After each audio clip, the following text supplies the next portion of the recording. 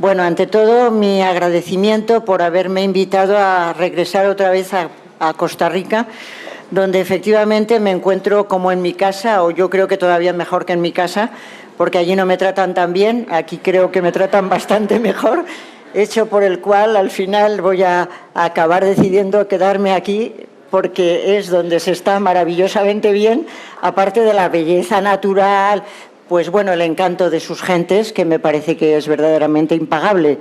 Muchas gracias, para mí es un placer estar otra vez con todos y mi enhorabuena por esta iniciativa del tercer congreso sobre la gestión ética. Ya es un tercer congreso, esto ya quiere decir que es algo consolidado y siempre que las cosas funcionan es bueno, un motivo de alegría y de enhorabuena para las personas que han organizado todo este tipo de trabajos. Yo tengo que agradecer muy especialmente a los organizadores del congreso.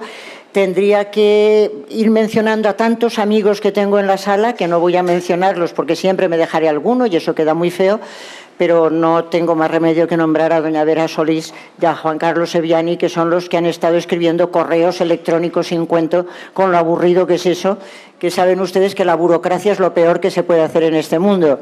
Entonces, muchísimas gracias y es un placer estar aquí con todos ustedes.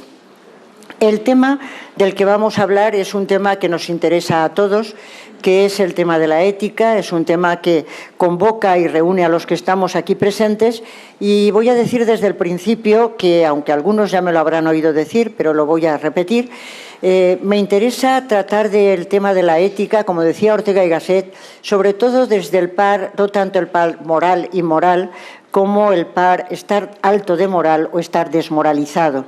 Me parece que siempre es bueno empezar así, porque esto de la moral parece algo como muy fúnebre, como muy tenebroso, porque siempre se trata de criticar lo que está mal hecho, lo que se hace mal, de sacar las denuncias, de decir todo lo que no se debería de hacer, y al final da una sensación.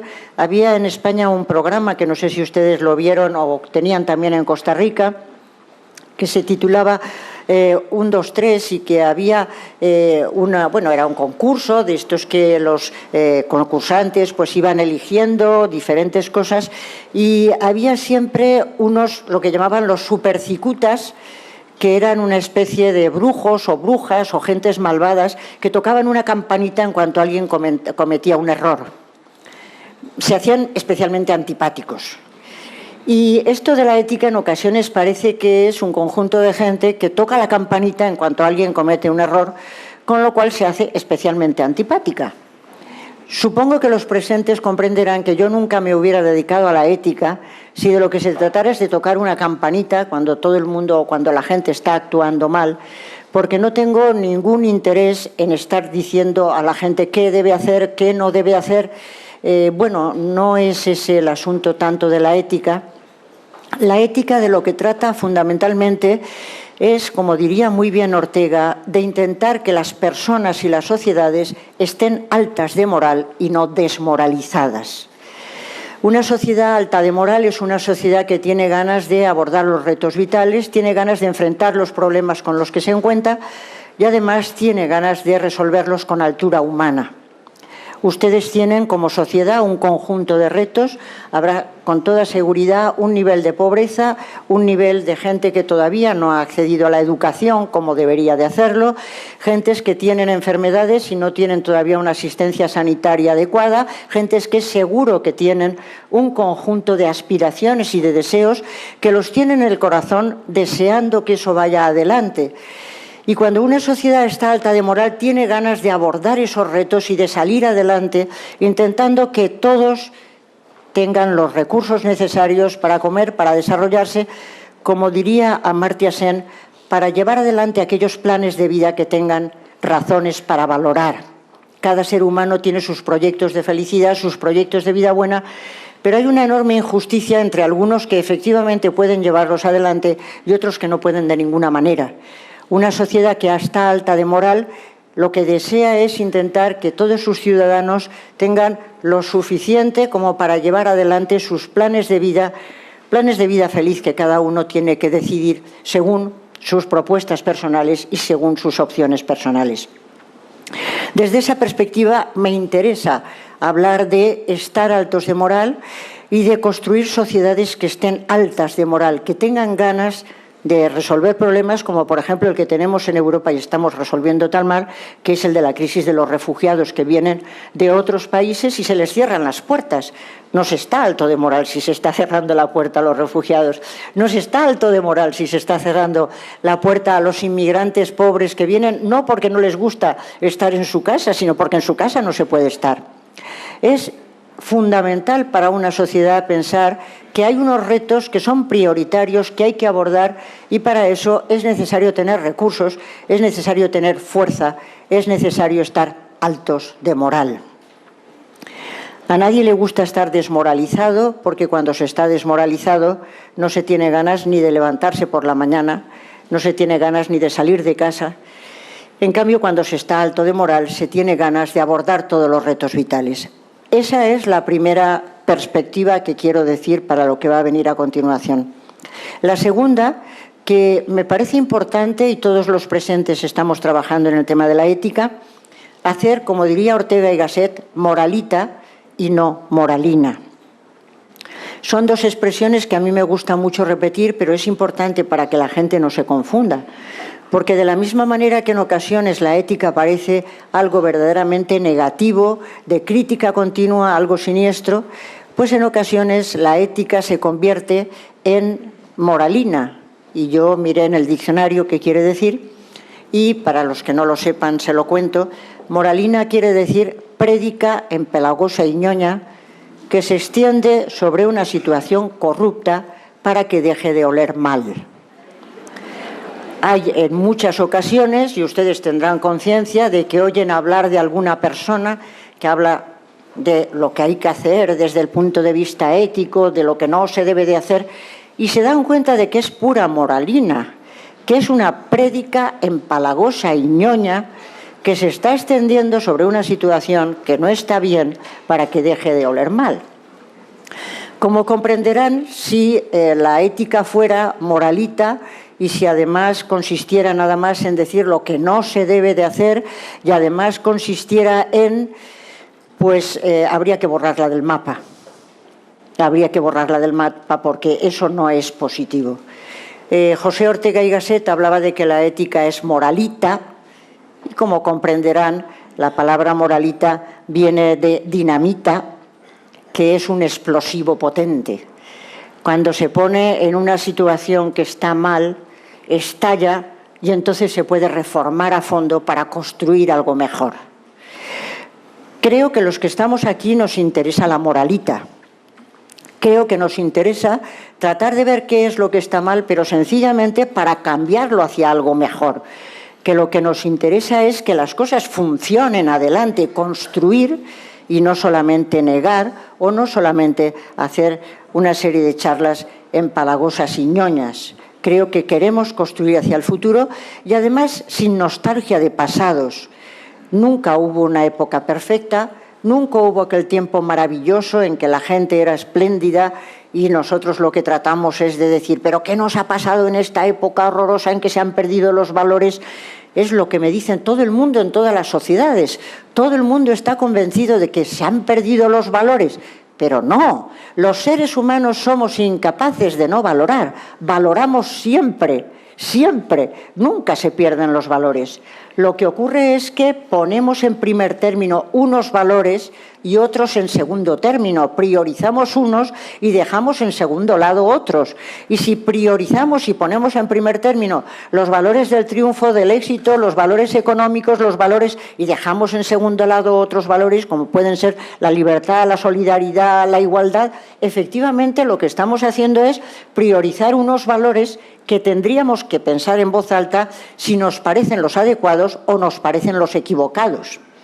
Y creo que eso es una tarea que tienen que emprender todos los pueblos, de alguna vez hacer esa conversación en voz alta de decir por qué valores estamos optando y cuáles nos parece que realmente deberíamos de querer. Creo que esa es la tarea de todas estas reuniones y esa es la plasmación que queremos hacer después en las distintas esferas de la vida social. Yo creo que en Costa Rica, como en España, son sociedades pluralistas, sociedades en las que hay distintos grupos que mantienen o que defienden distintas propuestas de vida buena, distintas propuestas de vida en plenitud. Y muchos de ustedes conocen perfectamente una distinción que hice hace mucho tiempo, que era la distinción entre ética mínima y éticas de máximos. Los que ya la conocen la van a tener que oír otra vez, sencillamente porque me parece clave para lo que voy a decir a continuación. Y como decía un antiguo profesor mío, no está de más repetir, porque es pedagógico, ¿no? Bueno, creo que es importante para todo lo que voy a decir después. Creo que nuestras sociedades pluralistas, y Costa Rica lo es, como lo es España, sociedades moralmente pluralistas, hay distintas propuestas de éticas de máximos, de éticas de vida en plenitud, propuestas de vida buena. Algunas son religiosas, otras no lo son, otras son seculares. Por ejemplo, alguien que hace una propuesta ecologista profunda, un vegano está haciendo una propuesta de vida en plenitud, y no todos los miembros de la sociedad comparten su punto de vista. Hay distintas propuestas, pero una sociedad pluralista, como saben ustedes, es aquella en la que conviven esas distintas propuestas, siguen haciendo esas propuestas en voz alta, pero comparten por lo menos unos valores que son unos mínimos de justicia por debajo de los cuales no se puede caer sin caer en inhumanidad. Me parece importante recordar que una sociedad en la que hay distintas propuestas de vida buena que son incapaces de dialogar entre sí, no se puede construir nada juntos. Cuando esas propuestas pueden dialogar entre sí y encontrar unos valores compartidos, unos principios compartidos, es cuando se dan cuenta de que esos principios son de justicia, que se deben exigir, que se deben plasmar en todas las esferas de la vida social y que además son los valores que les unen y les permiten ir adelante y no caer bajo mínimos de moralidad. La verdad es que voy a citar por tercera vez a José Ortega y Gasset, pero es que tiene unas expresiones muy adecuadas, y ustedes ya la conocerán, esta expresión, pero dice Ortega que el tigre no puede destigrarse y la humanidad sí que puede deshumanizarse. Y a mí me parece muy claro y muy plástico. Los tigres no pueden destigrarse, pero los seres humanos podemos deshumanizarnos. Y cuando estamos en un mundo en el que una gran parte de la población está pasando hambre y una gran parte de la población no tiene acceso al agua, no tiene acceso a... Van ustedes pensando qué es lo que pasa en nuestro mundo, no solo en el mundo cercano, sino en el mundo general, pues se darán cuenta de que vivimos en una humanidad que nos hemos deshumanizado bastante. Puede haber distintas propuestas de vida en plenitud y nadie puede obligar a los demás a compartir su propuesta de vida buena, porque lo que hay que hacer con ellas es invitar, y quien se interese se apuntará también a la propuesta de vida buena. Pero las exigencias de justicia son exigencias, no propuestas, no invitaciones. Y efectivamente, cuando no se cumplen esas exigencias, estamos bajo mínimos de humanidad. Eso es lo que quiere decir una ética mínima, los mínimos de justicia que tiene que compartir una sociedad y que tiene que tratar de encarnar en la política, en la empresa, en la universidad, en los medios de comunicación y en todo lo que ustedes quieran, porque es el tipo de ética que une a los ciudadanos de una sociedad pluralista. Y además, eso es un auténtico capital moral. Existe el capital social, existe el capital físico, pero existe el capital ético. Y el capital ético son justamente los valores que unen a los pueblos, los principios que unen a los pueblos y que tienen la gran ventaja de que cuanto más se invierten, más se acrecientan y nunca se pierden. Hay un capital ético que merece la pena potenciar. En este marco es en el que planteo la cuestión de para qué sirve realmente la ética, que ya la estoy contestando de alguna manera. Y tuvieron la amabilidad de pedirme esta charla precisamente porque yo escribí un libro que lleva por título ¿Para qué sirve realmente la ética? Les voy a contar un poco de la historia porque, como saben, la mente humana es un procesador de historias más que un procesador lógico. Y aprendemos mucho mejor a través de una historia que a través de una argumentación impecable. Los argumentos son, por supuesto, necesarios, pero con las historias también se aprende. Y además en las ocasiones se aprende mucho. Ya saben ustedes que todas las tradiciones religiosas cuentan historias. Todas las éticas cuentan historias, cuentan narraciones, todos se cuentan narraciones porque la narración es una forma de interesar y transmitir valores, aunque después hace falta la argumentación para ver si son los valores por los que querríamos optar. Pues en la editorial Paidós, que es donde publiqué ¿Para qué sirve realmente la ética?, tuvieron la idea, creo que buena idea, de hacer una colección de libros que llevaran por título ¿Para qué sirve realmente X? X sería en cada caso una cuestión interesante para la vida de los seres humanos, pero en la que parece que no reparamos la importancia que tiene.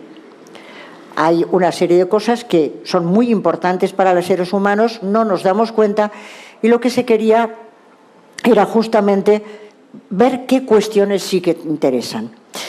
Entonces, los libros que se proyectaban era ¿para qué sirven los mercados?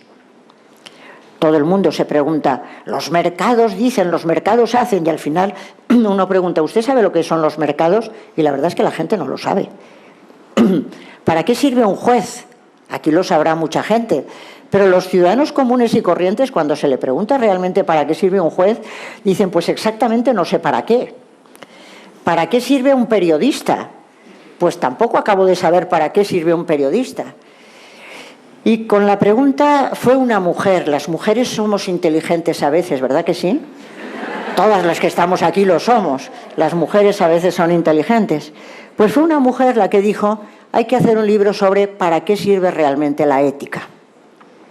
Porque la ética es muy importante para la vida de las personas y, sin embargo, muchas veces no nos damos cuenta. Y por otra segunda razón. Pregunten ustedes por la calle si quieren hacer una encuesta y pregúntenle a la gente, ¿qué es la ética? Y prácticamente nadie sabrá responderles. Porque suena, pero nadie sabe realmente qué es la ética. Parece una cosa muy importante, pero ¿qué es la ética? Y por eso esa mujer dijo que era importante que hubiera un libro que llevara el título ¿Para qué sirve realmente la ética? Y otras gentes de la editorial, que debían ser varones, aunque eso no lo sé, dijeron, no, pero la ética no le interesa a la gente. Y ella insistió, hay que hacer un libro para qué sirve realmente la ética. Y efectivamente, el libro salió. Y además, tengo que decir que ganó el Premio Nacional de Ensayo del año pasado. Y cuando ganó el premio, llamé a esta persona y le dije, Carmen, nos han dado el Premio Nacional de Ensayo. Y me alegré muchísimo, porque creo que fue muy bueno que ella insistiera. E insistiera no porque fuera mi libro, por supuesto que no, sino porque ella creía en que la ética es importante y yo también lo creo, si no, no me dedicaría a esto. ¿Para qué sirve la ética? En el libro que menciono, pues hay distintos apartados, distintos capítulos y cada uno de ellos trata de ver una de las fecundidades que puede tener la ética. A mí personalmente no me gusta hablar de la utilidad de la ética porque parece que entonces se la instrumentaliza, se la pone al servicio de otras cosas. La ética no es tanto útil como fecunda. Y efectivamente la ética es muy fecunda. La ética beneficia a quien la practica y beneficia a todos los que le rodean. Y en ese sentido se decía antes en alguna de los parlamentos que la ética es un bien público y también un bien común. Cuando se vive éticamente no solo se beneficia el que actúa éticamente, sino obviamente todos los que le rodean y la sociedad en la que vive, porque toda la sociedad sale ganando de que haya conductas éticas en las personas y en las organizaciones. La ética es fecunda en muchos aspectos y yo les reto a que vayan pensando en qué aspectos les parece que es fecunda y que vayan haciendo también, prolongando, porque mi libro tiene unos capítulos determinados, ustedes pueden ir escribiendo y luego me mandan todos sus resultados y hacemos un volumen maravilloso sobre todos los aspectos en los que la ética resulta fecunda. Yo allí encontraba unos cuantos, cada capítulo trata de uno de esos aspectos y además con relatos, etcétera, y al final viene una síntesis. La ética sirve para forjarse un buen carácter, la ética sirve para, en plan de síntesis. Yo aquí me voy a referir, porque no tenemos demasiado tiempo, únicamente a cuatro fecundidades de la ética, a cuatro aspectos, por los que la ética me parece especialmente fecunda. Y además ya aviso que alguno de ellos está relacionado con la charla que voy a dar también mañana, porque efectivamente como mañana hablaremos de la aplicación a la administración pública, de la ética de la función pública, pues alguno estará relacionado con lo que vamos a hablar mañana, porque todo lo que vamos a hablar estos días está estrechísimamente unido. 4 apartados, a uno de ellos ya se ha referido mi amable presentador. El primero, la ética sirve para abaratar costes y crear riqueza. Para abaratar costes y crear riqueza. Segundo, para forjar el carácter de las personas y de las organizaciones. Ahora voy a hablar de cada uno de ellos. Forjar el carácter de las personas y las organizaciones. En tercer lugar, que será la charla ligada a la de mañana, para generar y forjar profesionales y no solo técnicos. Profesionales y no solo técnicos. Y el cuarto, para conquistar solidariamente la justicia y la felicidad. Para conquistar solidariamente la justicia y la felicidad. Existe una gran cantidad de valores éticos, como ustedes saben. Valor de libertad, de justicia, lealtad, honradez. Podríamos decir aquí todos los valores y mañana van a salir aplicados a la función pública, pero yo creo que hay 2 que son clave, que son la justicia y la felicidad. Todos los seres humanos queremos ser felices. Esto lo dijo Aristóteles hace ya 26 siglos, pero aunque no lo hubiera dicho, seguiría siendo verdad. Todos los seres humanos quieren ser felices. A mí me preocupa cada vez más en la clase que mis alumnos en alguna ocasión han llegado a decir que ya no les interesa la felicidad, que ya han arrojado la toalla, que ya les parece una palabra demasiado grande. Y eso es importante, darse cuenta de que eso de la felicidad parece demasiado ambicioso. Bueno, es importante hablar de la felicidad porque es el motor de nuestras vidas. Al fin y al cabo, todo lo que hacemos, lo hacemos buscando la felicidad y ya es curioso que en realidad no sepamos ni siquiera lo que es. Les invito a que hagan de nuevo una encuesta, tienen mucho trabajo, como verán, pueden salir a la calle y preguntar ¿qué es la felicidad? Y después de pensar que no están ustedes bien de la cabeza, pues normalmente les contestarán, pues miren, no lo sé, no lo he pensado. Pero la pregunta por la felicidad es la más importante que podemos hacernos a lo largo de nuestra historia. Y el otro lado es la justicia. La justicia es la virtud de la ciudad y la virtud que hace el quicio entre la ciudad y la persona. Es el quicio entre el derecho y la ética, es el quicio entre la persona que tiene que ser justa y la comunidad política que tiene que ser justa. Lo que se pide a las instituciones es que sean justas. Lo que se pide a los políticos es que actúen con justicia. Y justicia quiere decir poner las bases para que cada quien pueda llevar adelante su proyecto de felicidad. La política no tiene que hacer justos a los ciudadanos, no tiene que hacer felices a los ciudadanos. La felicidad es personal.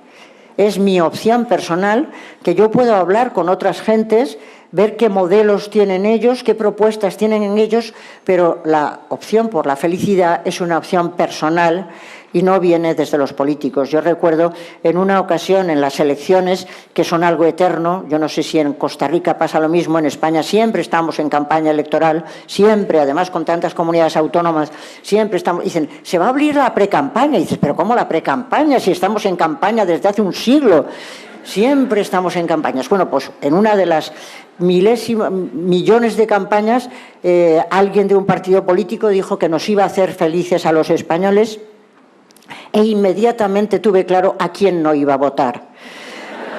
Porque evidentemente a mí un político o una política no me hacen feliz. Es decir, lo que tienen que hacer es que las instituciones sean justas. Esa es su tarea. Que sean justas y pongan las bases para que las personas que viven en esa sociedad o las que vienen de fuera por el hambre, por la miseria, sean bien acogidas desde ese sentido de la justicia, que es la virtud de la ciudad y la virtud del ciudadano. Decía Ansel Feuerbach que la felicidad es el fin de la persona y la justicia del ciudadano. En tanto que ciudadanos tenemos que intentar ser justos, en tanto que personas aspiramos a la felicidad. Y los dos lados tienen que articularse. Con lo cual, y como supongo que diré después, la felicidad no tiene que rebajarse a bienestar. Hay que ir con cuidado con los conceptos de felicidad, que hay muchos, pero si la felicidad se rebaja a bienestar, normalmente no puede articularse con la justicia. Los que están bien no tienen muchas ganas de ser justos, porque cuando viene alguien pidiendo algo que es de justicia, al bienestante le molesta el menesteroso. Nos cambia la vida, nos obliga a hacer cosas que no nos gustan y es muy difícil compaginar bienestar y justicia. Por eso aquí vamos a mantener la felicidad en el pleno sentido de la palabra y después llegaremos a ese apartado. Voy a ver muy brevemente los 4. El primero de las dimensiones en los que la ética es fecunda es porque permite abaratar costes y crear riqueza. ¿Por qué se me ocurrió en principio una cosa tan prosaica? Pues porque efectivamente la preocupación por el dinero es una preocupación tremenda en nuestras sociedades. Siempre estamos todos preocupados por el dinero y en Europa en concreto hemos tenido un periodo en el que los recortes han sido el pan nuestro de cada día. Todos los días se hablaba de que había que hacer recortes porque si no, no podíamos pagar la deuda. Y además era verdad. Es decir, que había que pagar la deuda y entonces había que hacer recortes. Pero cualquiera que tenga sentido común piensa que lo que habíamos tenido que intentar es no llegar a tener deuda. Porque siempre ocurren estas cosas que se genera una situación terrible y entonces te preguntan, ¿y cómo resolvemos esta cuestión? ¿Cómo salimos de la crisis? Y yo a un señor que me lo preguntó en una conferencia le dije, pues vaya usted a Lourdes, que le hagan un milagro, porque es que, no, claro, es que ya a estas alturas es que ya la solución solamente puede ser una especie de milagro. Esto es importante para la ética. Hay que entrenarse y prepararse. Esta es una cuestión de entrenamiento diario, porque si no, cuando surge el problema, la solución ya es mala de todos modos, puede ser menos mala, pero siempre es mala. Pensaba yo que si no sería mejor, en vez de tener que hacer recortes, abaratar costes. Parece más inteligente abaratar costes y entonces se genera una riqueza que se puede invertir en lo verdaderamente importante. Y abaratar costes no solo en dinero, sino también en sufrimiento.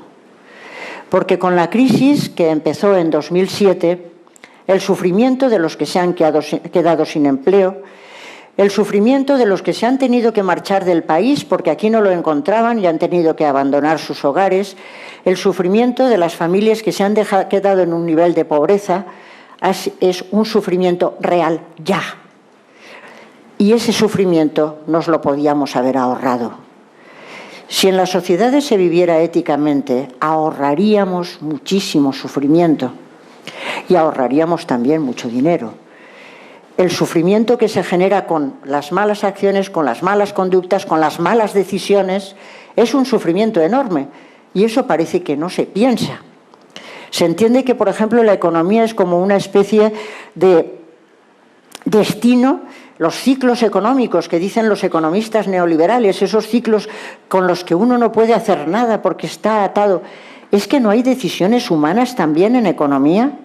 ¿No hay decisiones, malas decisiones, que después tienen consecuencias en la vida de las personas?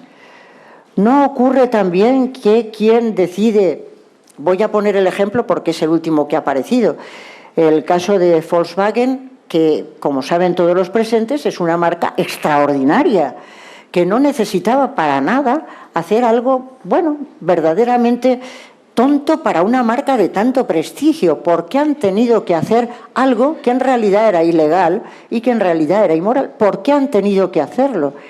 El daño que se ha seguido es que no merecía la pena en absoluto, porque ha perdido prestigio. El prestigio es fundamental para las organizaciones, ha perdido reputación, la reputación es fundamental para las organizaciones, se ha perdido ya una gran cantidad de dinero y de mercado y una gran cantidad de puestos de trabajo. Pongo el ejemplo porque es el último, no porque me parezca el más importante. Efectivamente, si se actúa honradamente, si se actúa éticamente, ahorramos mucho en el medio y en el largo plazo en sufrimiento y en dinero. Por eso, ya que soy directora de una organización de ética de los negocios, que por cierto este año cumplimos el 25 aniversario de la creación de la Fundación, es evidente que para las organizaciones y para las empresas es más rentable ser éticos que no, en el medio y en el largo plazo. En el corto plazo se puede engañar a alguien, pero en el medio y en el largo plazo las cosas se descubren y entonces salimos perdiendo todos. La ética abarata costes y abarata costes también en transacciones. Y se lo digo a ustedes que son funcionarios. Comentábamos en el taxi de la avenida, en el coche de venida del aeropuerto, la burocratización de la vida que se ha producido. Nos pasamos la vida entre papeles. Nos pasamos la vida para cualquier cosa haciendo millones de burocracias. Eso es pérdida de tiempo. Eso es pérdida de energías. Tenemos que reunirnos constantemente para tomar decisiones por enésima vez. Eso es pérdida de tiempo, eso es pérdida de energía. Pérdida de dinero, pero sobre todo de tiempo y de energía, que es un recurso muy escaso. Y lo perdemos en millones de burocracias. Les voy a contar una historia. En Valencia tenemos un tribunal que tiene una gran cantidad de siglos de historia, que se llama el Tribunal de las Aguas. No sé si ustedes lo conocen, pero el Tribunal de las Aguas lleva muchos años de historia, muchos siglos de historia.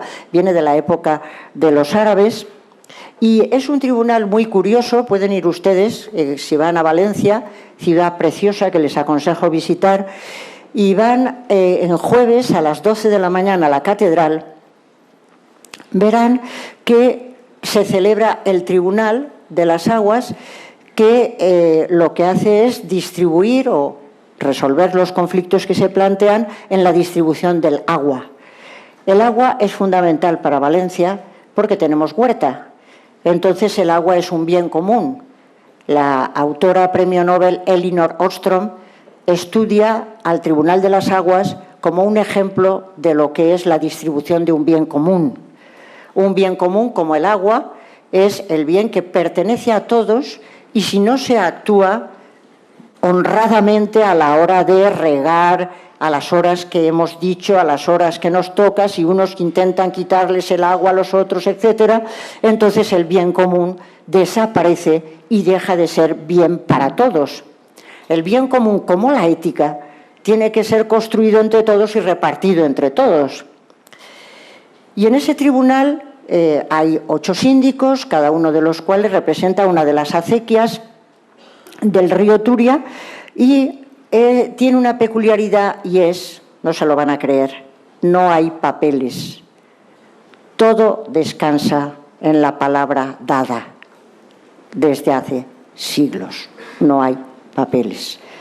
Se reúnen los síndicos, viene la persona que presenta la denuncia, viene la persona denunciada, y entonces se le da la palabra a uno, hable usted, aquel habla, calle usted, hable usted, habla el otro, hablan los dos, los síndicos discuten, resuelven y se da la sentencia. Y se cumple siempre desde hace siglos. Y no hay un solo papel, porque descansa en la palabra dada. Acabo de enterarme de que en Costa Rica hay un número de abogados increíble. Y ustedes se les estarán poniendo los nervios de punta porque pensarán que se van a quedar sin trabajo. Pero no se preocupen, ya les daremos otro.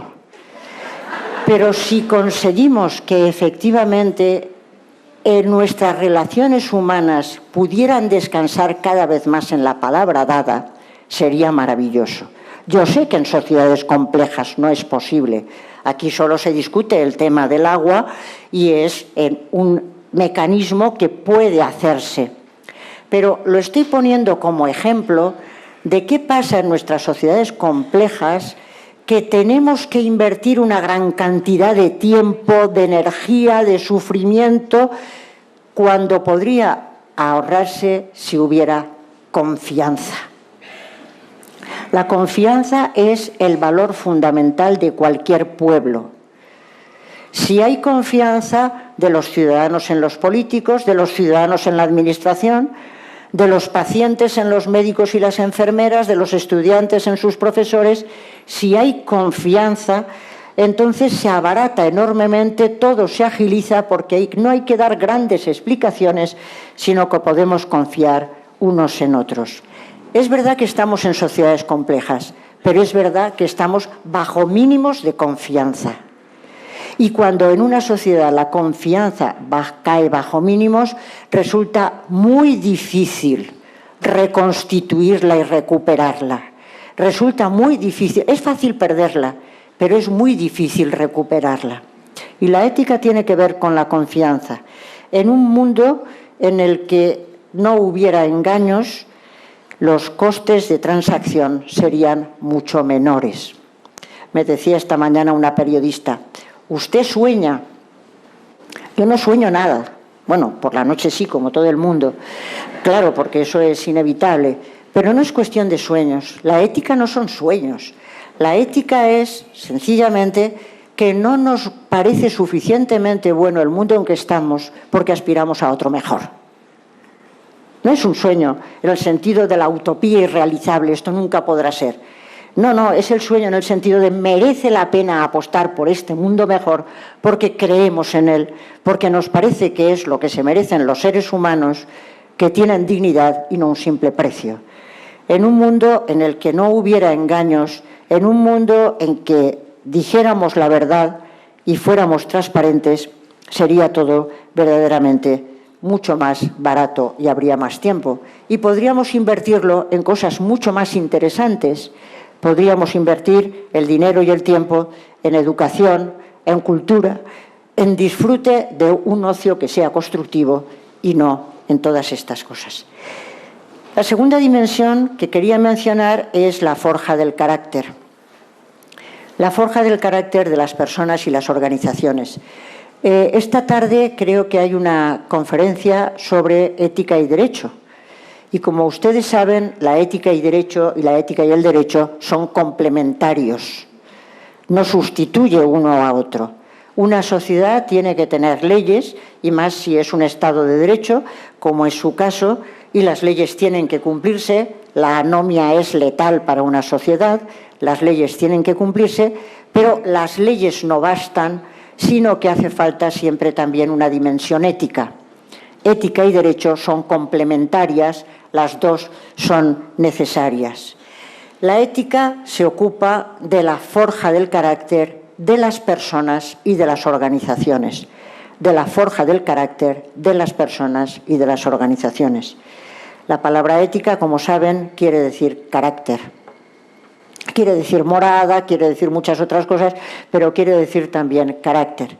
Y el carácter es algo que los seres humanos nos forjamos irremisiblemente, nos forjamos lo queramos o no, porque nacemos con un temperamento que no hemos elegido, pero a lo largo de nuestra vida vamos tomando decisiones, y tomar una decisión no es inocente, sino que cuando vamos decidiendo en un determinado sentido, generamos la predisposición a seguir decidiendo en ese sentido y por lo tanto vamos generando un hábito.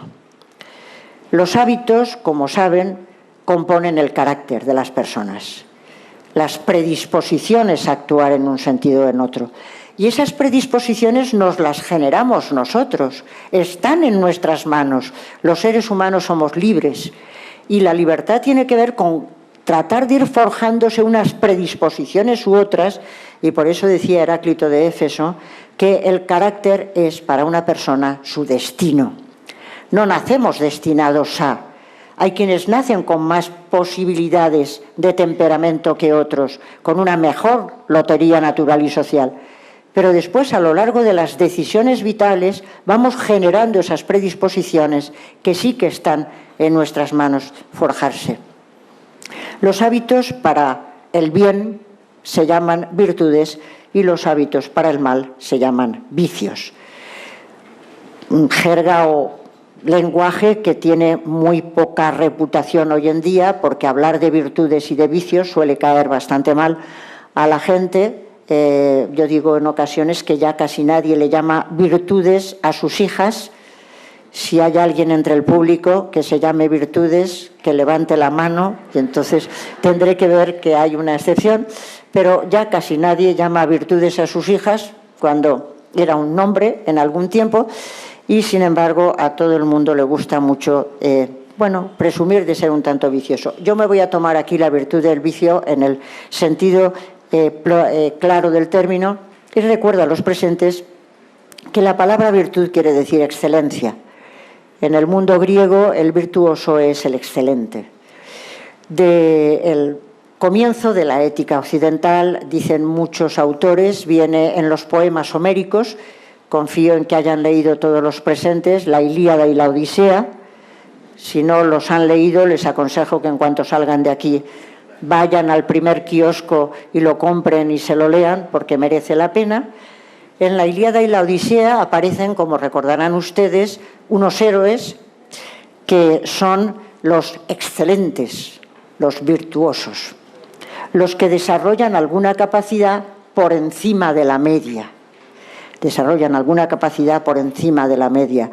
Y son Aquiles, Héctor, Príamo, van ustedes recordando. La gente les admira porque desarrollan una capacidad por encima de la media. Pero lo más interesante de los excelentes del mundo homérico no es que desarrollen una capacidad por encima de la media, sino que la comunidad les quiere, la comunidad les recuerda, porque ponen esa excelencia al servicio de la comunidad. En las comunidades pequeñas, como las comunidades suméricas, se necesitaba de la excelencia de los ciudadanos, se necesitaba para poder sobrevivir. Una ciudad como Troya no hubiera podido sobrevivir sin un príncipe prudente, y el príncipe Príamo era excelente en prudencia. No hubiera podido sobrevivir si el jefe de la tropa, como es Héctor, no hubiera sido excelente en valor. No hubiera podido sobrevivir si no hubiera amistad y fidelidad profunda, como la de Patroclo por Aquiles. No hubiera podido sobrevivir sin guerreros ágiles como Aquiles, que era el de los pies ligeros. No hubiera podido sobrevivir sin la fidelidad de las mujeres, como era la mujer de Héctor, que lo arriesga todo por su marido. Sin la excelencia de cada uno de ellos puesta al servicio de la comunidad no hubiera podido sobrevivir. Y por eso después se recordaba a esos héroes con cariño y se les tenía en el recuerdo. No hay sociedad democrática sin ciudadanos excelentes. La mediocridad no consigue una sociedad democrática y pluralista. Sin ciudadanos excelentes en tolerancia, excelentes en respeto, excelentes en autonomía, excelentes en esfuerzo y en trabajo, sin ciudadanos excelentes no hay sociedad democrática posible. Democracia no quiere decir mediocridad. Democracia quiere decir excelencia puesta al servicio, cada uno de la profesión en que trabaje, de su familia y al conjunto de la comunidad. Por eso es interesante la excelencia. Me van a permitir una pequeña anécdota que me gusta contar en este momento. A mí me molesta mucho hablar de excelencia diciendo que es el que está por encima de la media, porque entonces pensamos que merece la pena educar para la competición, para ser el primero de la clase que deja a todos los demás fuera de juego. No creo que haya que educar para la competición, sino para la cooperación. Creo que lo inteligente es educar para la cooperación y ser excelente en cooperación, saber trabajar en equipo, saber trabajar con otros. Por eso lo que le recomiendo desde esta tribuna que me han dado es que sigan el ejemplo que hacíamos mi hermano y yo cuando éramos pequeños. Mi hermano tiene 2 años más que yo y nos íbamos juntos a nadar y nos gustaba mucho tratar de batir récords. Nos hacía mucha ilusión batir récords. Pero hubiera sido muy aburrido si nos hubiéramos enfrentado uno a otro en la competición, porque él me hubiera ganado siempre. Me lleva 2 años, es un varón, hubiera sido verdaderamente aburrido. Lo que hacíamos es que cada uno competía consigo mismo.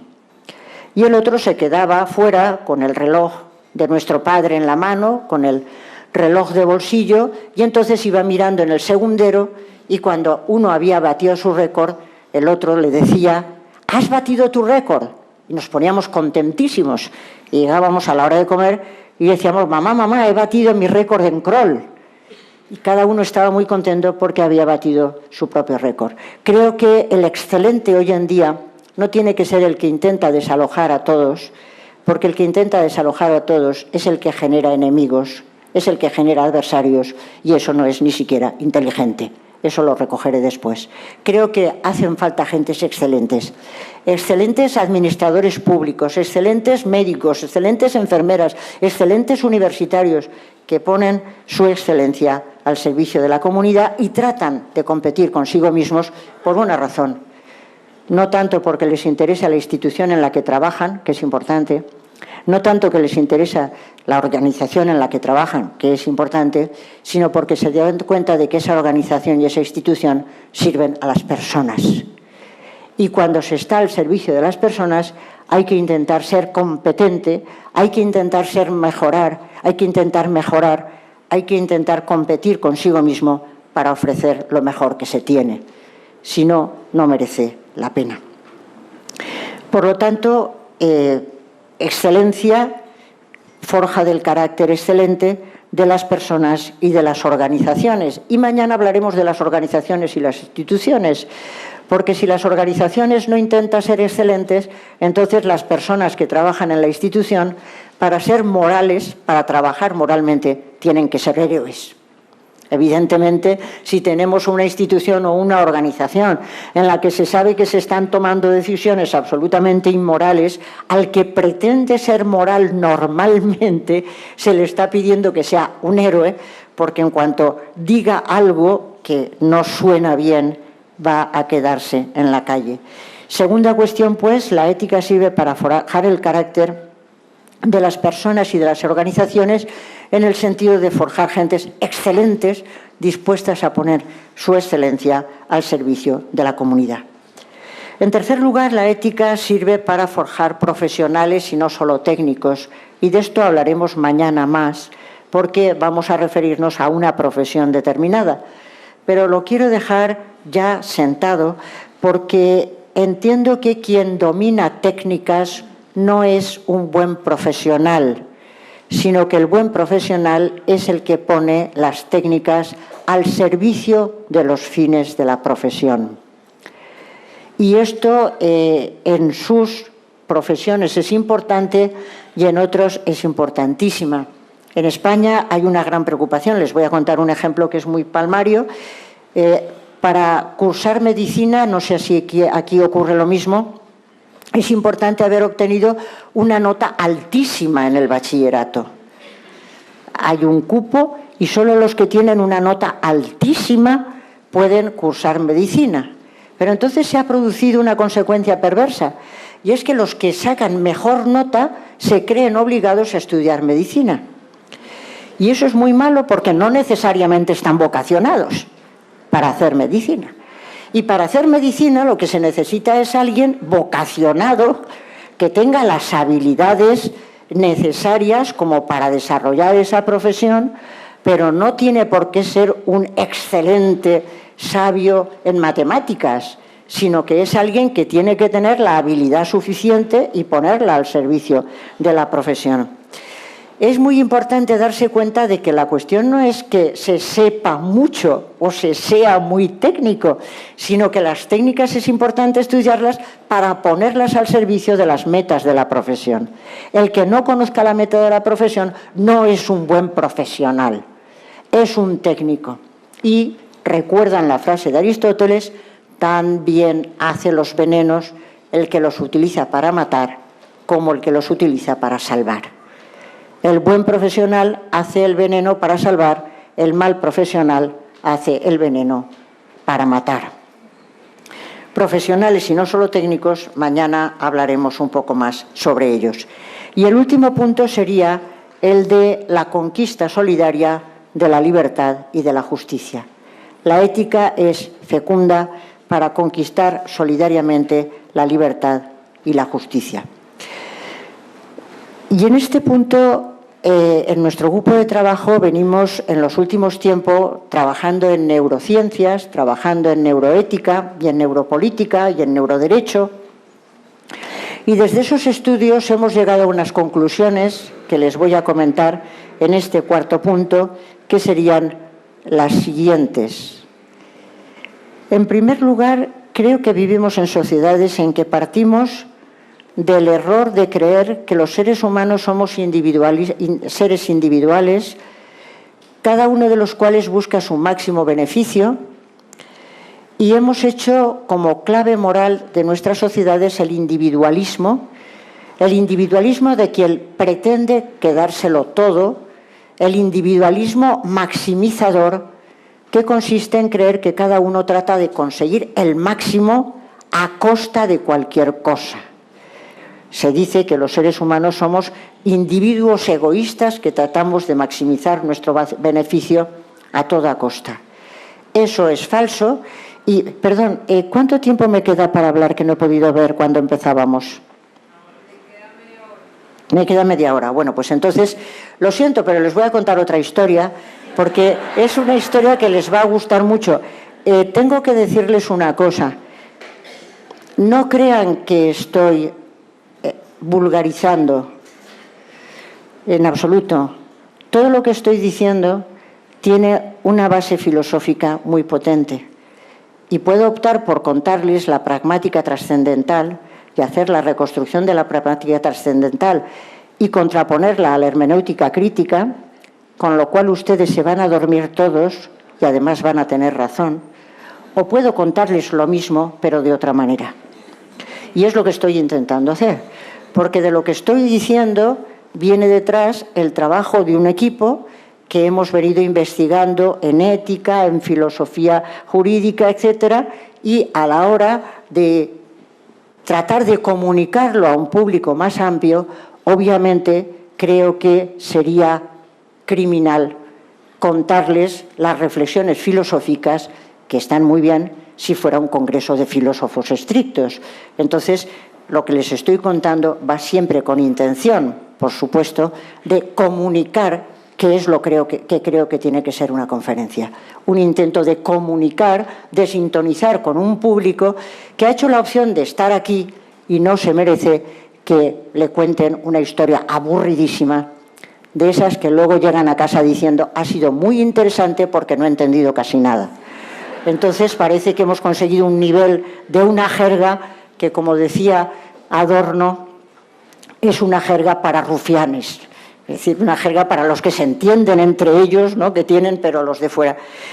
Esta historia que les voy a contar es la de una persona que yo quiero mucho y que es la mejor persona que conozco en este mundo. Es una bellísima persona, pero es una bellísima persona excepto en un momento, que es cuando juega un juego, que yo no sé si se juega aquí, que se llama el parchís. Es un juego en el que cada uno, hay un tablero, tenemos todos unas fichas, tenemos también unos dados y un cubilete, y entonces se trata de que los jugadores, que tienen que ser 4, pues parten de unos determinados lugares, se tira el dado y entonces lo que hay que hacer es contar, si me ha salido un 5, pues 5 pasos, 5 pasos, 10 pasos, los que sea, y entonces el juego consiste en intentar llegar a la meta con todas las fichas que se tienen de cada uno de los jugadores y por el camino ir intentando matar a los demás. Pero en realidad el juego consiste en intentar llegar a la meta. Bueno, pues mi amigo, cuando juega al parchís, cambia totalmente y el Dr. Jekyll, que es bondadoso, se convierte en Mr. Hyde. Y se convierte en un repugnante Mr. Hyde que no se da cuenta de si se está jugando con su mujer, con sus hijos, le da exactamente igual. No mira ni a la familia, ni a la amistad, a nadie, porque lo que le interesa no es ganar, sino matar a todos los demás. Entonces le entra una especie de obsesión compulsiva y se hace verdaderamente odioso, porque en cuanto mata a alguien, unas carcajadas impresionantes, y le dice además con toda la felicidad, a casa, contentísimo, diciendo, ya lo he hecho polvo. empieza a contar, porque puede contar 20, y entonces mata a otra ficha, bueno, ya es el no va más. Y si cuando mata la ficha estaba a punto de entrar a la meta, ya la felicidad es total. Bueno, yo he aprendido mucho con eso. En la vida hay que aprender con los acontecimientos. Y he aprendido una cosa, y es que al final del juego lo que ha conseguido es que los demás jugadores nos dé exactamente igual ganar o no. Lo único que queremos es hundirlo a él. Lo único que queremos es hundirlo a él. Hay que aprender en la vida. Es muy peligroso generar enemigos. Es muy peligroso generar adversarios. Porque, como decía Thomas Hobbes en el Leviatán, al empezar con su idea de un contrato, hasta el más débil te puede quitar la vida. Hasta el más débil te puede quitar la vida. Hasta el más débil, si tú le has dañado, puede unirse con otros, puede encontrar a otros que son más poderosos, puede buscarse un sicario y puede ser muy débil, pero te quita la vida. Hasta el más débil te puede quitar la vida. Y decía Kant en su fabuloso texto La paz perpetua, que hasta un pueblo de demonios prefiere el Estado de Derecho a un estado de naturaleza. Hasta un pueblo de demonios prefiere vivir en una sociedad en la que hay leyes, en la que hay instituciones, en la que se cumplen las leyes, en la que se respetan unos a otros, en la que hay concordia, en la que hay confianza. Hasta un pueblo de demonios prefiere vivir en un estado de derecho que en el estado de naturaleza, que es un estado en el que no hay leyes, en el que cualquiera te puede quitar la vida, hasta que el más débil te puede quitar la vida. Es mucho mejor hasta un pueblo de demonios. ¿Qué quería decir Kant con el pueblo de demonios, aparte de que se estaba refiriendo a Hobbes? ¿Saben ustedes quién es el demonio? Bueno, pues se entiende que es un ser sin sensibilidad moral. Se entiende que es un ser sin sensibilidad moral. Pero se entiende que Luzbel era el más inteligente de los ángeles de la creación. Era un ser sin sensibilidad moral, pero era inteligente. Y Kant añade, hasta un pueblo de demonios preferiría el Estado de Derecho, y añade, con tal de que tengan inteligencia. Con tal de que tengan inteligencia. Es más inteligente, aunque no se tuviera sensibilidad moral, vivir en un Estado de Derecho, vivir en una sociedad en la que estamos protegidos unos por otros y vivimos con confianza y vivimos con confidencia, que vivir en un estado de naturaleza en el que cualquiera te puede quitar la vida. Pero lo malo es que no somos inteligentes, que la inteligencia es una característica poco común y que hay muchas gentes que tratan de vivir intentando desalojar a todos los demás, intentando quitar a todos los demás y que solamente entienden los juegos de suma cero. En los juegos de suma cero, lo que gana uno, lo pierde el otro. Y hay gentes que entienden que solamente pueden ganar si el otro pierde. Nos hemos acostumbrado al fútbol. Hace poco me decían, en Costa Rica es muy importante el fútbol. Yo creo que es un universal antropológico. El fútbol es importante en todas las sociedades que conozco. Efectivamente hay gentes que creen que solamente se puede ganar si el otro pierde y por eso se educa a la gente para la competición y no para la cooperación. Y es muy poco inteligente porque se generan enemigos, se generan adversarios y es mucho más inteligente tratar de generar aliados, tratar de generar amigos, generar gentes que te ayudan en un momento de necesidad. Pero nosotros no somos demonios, supongo. Y creo que hay que distinguir entre los demonios estúpidos, que son los que tratan de quedarse todo, los demonios inteligentes que por lo menos se dan cuenta de que hay que tener amigos, y las personas que tienen que darse cuenta de que hay que generar amigos, pero que hay que generarlos porque queremos ser justos. Y no solamente hay que tener inteligencia, sino también justicia. En ese sentido, la ética sirve para darse cuenta de que es mucho más inteligente cooperar que buscar el conflicto y que es mucho más justo cooperar que buscar el conflicto. Y que hay que educar en la cooperación, hay que educar en la ayuda mutua, porque cuando los anarquistas decían que el apoyo mutuo es el que ha servido para que la especie humana venza sobre la de las demás especies, tenían razón. No es la lucha descarnada por la vida, fue el apoyo mutuo. Y los grupos que se apoyan son los que pueden prevalecer en la lucha por la vida, no los que intentan desalojar a todos los demás. Esto tiene una base biológica y a mí me pareció extraordinario descubrir esa base biológica. Efectivamente, el individualismo asilvestrado es una ideología falsa, no es verdad. No somos individuos que nacen absolutamente aislados y que tratan de desalojarse, sino que somos seres que estamos preparados biológicamente para cooperar.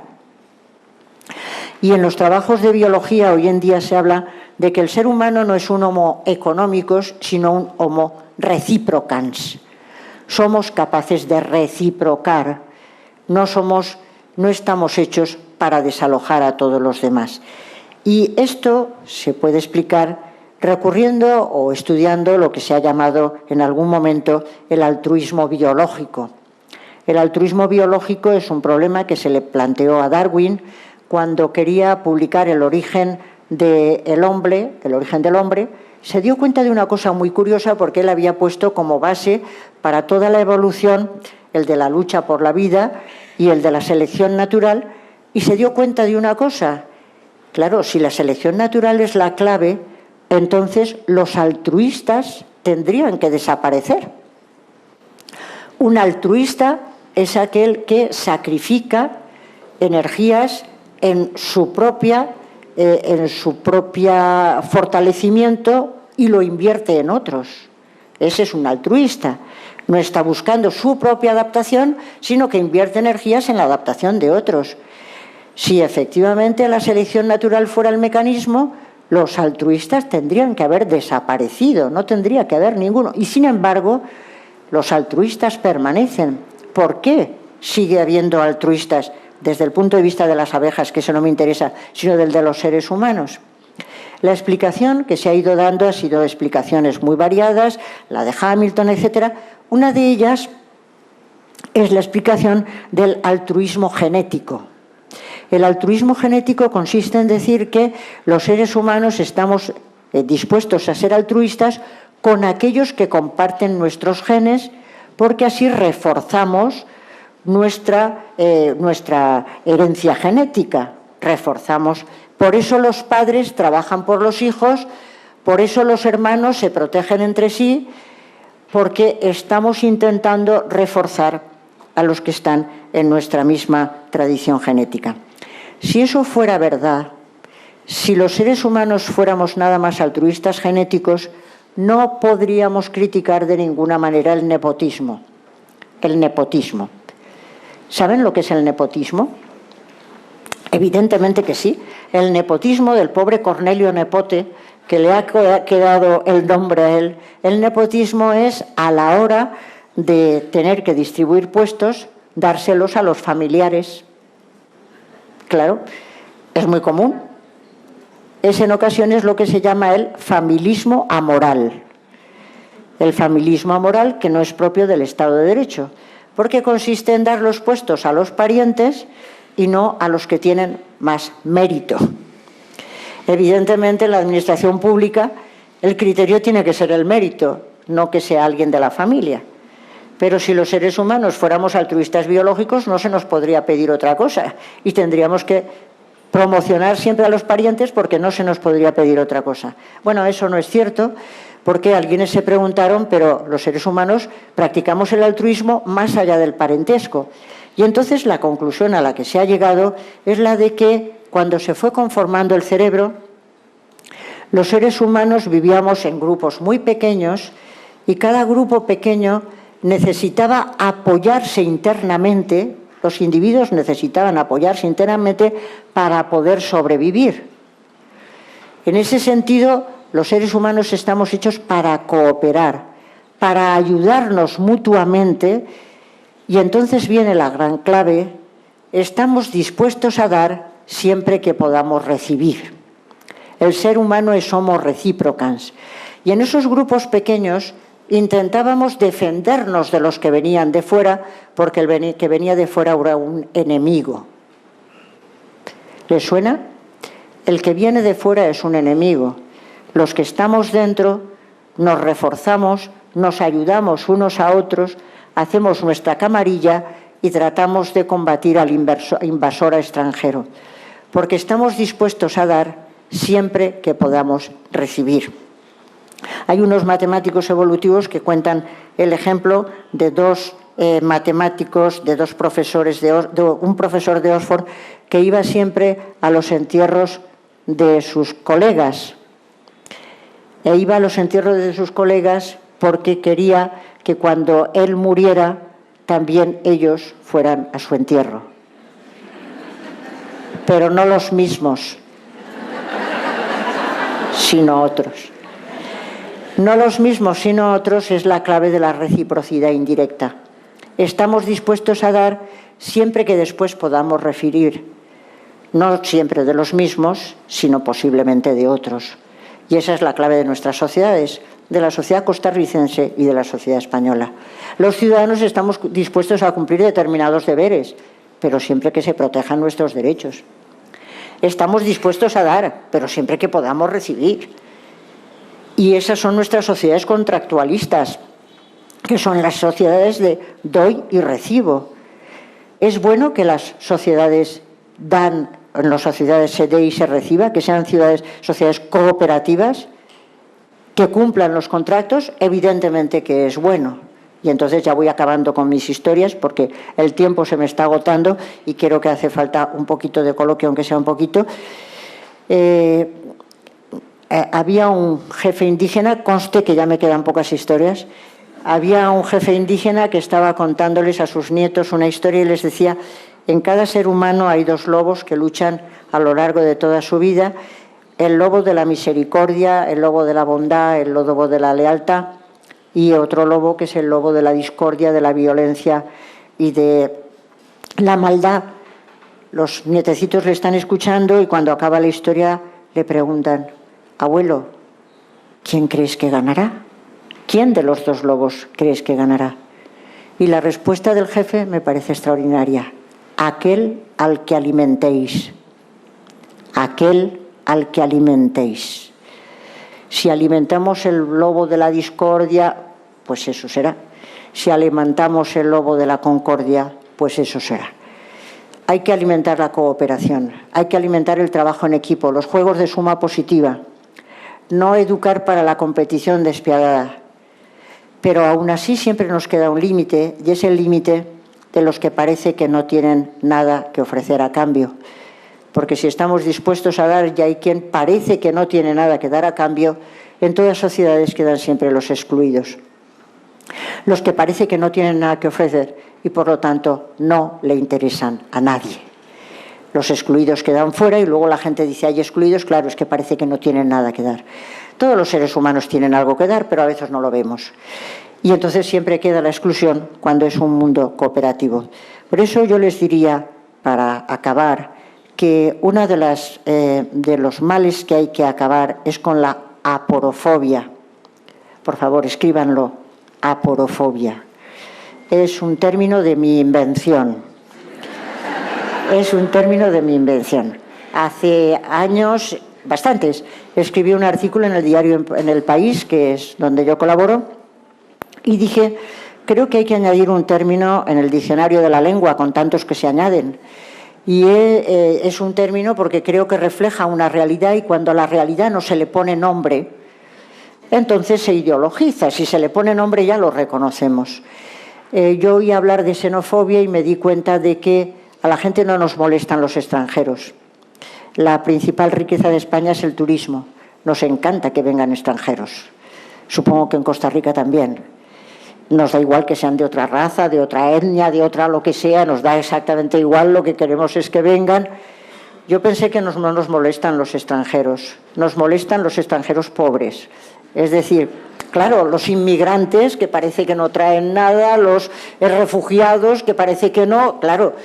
Y de los pobres nos molestan hasta los de nuestra propia familia. De hecho, la gente cuando te presenta a sus parientes siempre es a un pariente que es algo importante, pero no al que no es nada importante. A ese se pretende dejarlo más bien de lado para que nadie lo vea. Bueno, entonces me dije, hay que crear una palabra que se parezca con fobia, efectivamente, recelo, temor a... Busqué en mi diccionario de griego del colegio y encontré que el pobre, el que no tiene que ofrecer nada a cambio, se dice áporos, en griego, áporos. Y me dije aporofobia. Construí la palabra, lo publiqué en el artículo y además se la di en bandeja, les puse.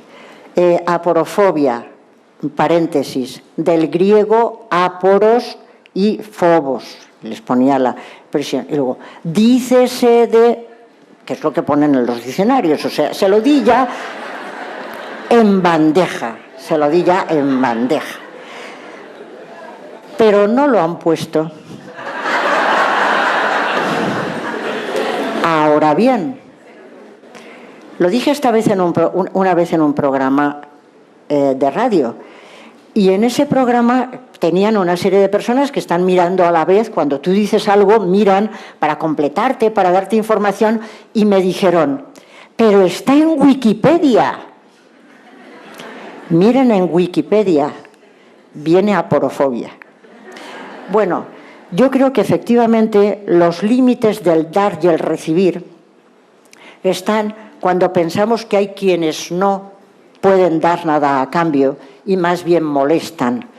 Y entonces es muy difícil la justicia, porque como no parece que podamos esperar nada de ellos, entonces es muy difícil. Pero los seres humanos somos o estamos hechos también para la justicia. Y hay que llevar más allá el dar o el entregarse, más allá de aquel que está dispuesto a recibir. Y entonces entramos en ese terreno de la justicia que tiene que ver con la gratuidad. La gratuidad tiene que ver con el llegar a esas necesidades que no pueden reclamarse como un derecho, ni pueden darse como un deber, sino que las personas que están dispuestos a saciarlas es porque lo hacen desde la abundancia del corazón. Los seres humanos, como se decía esta mañana, como decía Kant y como dice la Declaración de Derechos Humanos, tienen dignidad y no un simple precio. Todos los que pueden dar algo a cambio y los que no pueden darlo, todos tienen dignidad y no un simple precio. Por eso a mí me parece que el principio supremo de la ética moderna es el imperativo kantiano del fin en sí mismo, la tercera formulación que dice: obra de tal manera que trates a la humanidad, tanto en tu persona como en la de cualquier otro, siempre al mismo tiempo como un fin y nunca solamente como un medio. Y aclara Kant a continuación que los seres humanos son fines en sí mismos, que no son nunca medios para otra cosa, que no se les puede instrumentalizar porque valen por sí mismos y no para otra cosa.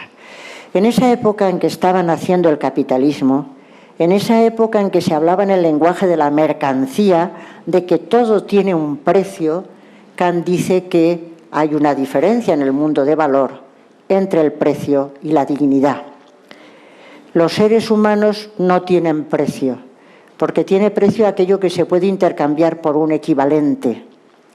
Pero el ser humano, cada uno es único, no hay un equivalente, no se le puede intercambiar por un precio, no tiene precio, sino dignidad. Y por eso no se le puede instrumentalizar. Y el mandato supremo de la ética moderna es: no instrumentalizarás, sino pondrás al servicio de los seres humanos positivamente la administración pública, la economía, la universidad y todas las actividades que sean actividades humanas. Por acabar, recordaré aquella expresión. Me gusta acabar en los últimos tiempos recordando la frase de Machado: todo necio confunde valor y precio.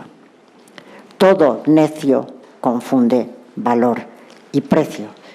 No es lo mismo el valor que el precio. Y para aclararla todavía más, acabaré con la de Oscar Wilde: un cínico es el que conoce el precio de todas las cosas y el valor de ninguna. Un cínico es el que conoce el precio de todas las cosas y el valor de ninguna. Hay gentes que conocen el precio de todo. Hay gente que son especialistas en el precio de todo, pero son incapaces de valorar lo que verdaderamente vale. Y la ética sirve realmente para enseñar a valorar lo que es verdaderamente valioso. La ética sirve, entre otras cosas, para enseñar a valorar qué es lo realmente valioso, para priorizar y poner en primer lugar aquello que vale por sí mismo y no para otra cosa. Para eso sirve realmente la ética. Muchas gracias.